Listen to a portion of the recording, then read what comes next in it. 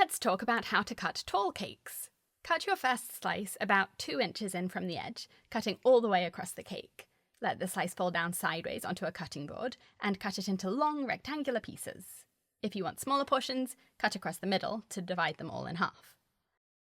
Cut the next slice the same thickness, about 2 inches, tipping it over onto a cutting board or any flat surface and dividing the slice into 4 pieces, or more if it's a bigger cake.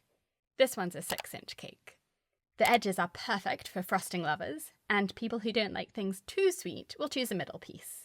I love this way of cutting tall cakes because the slices don't fall apart like they usually do when you cut such a tall cake traditionally into those pie-shaped slices.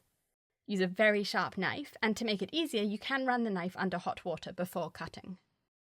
I store cakes in the fridge to keep the decorations stable, but I take them out 4 hours before serving them to let the cake and frosting come to room temperature when it tastes the best. Save those final pieces for anyone who really loves sugar because they'll have more frosting than cake. Yum! If you're looking for inspiration, join my Club Plus for access to all of my online classes and courses, as well as live online classes and Q&A sessions for members only. Thanks for watching!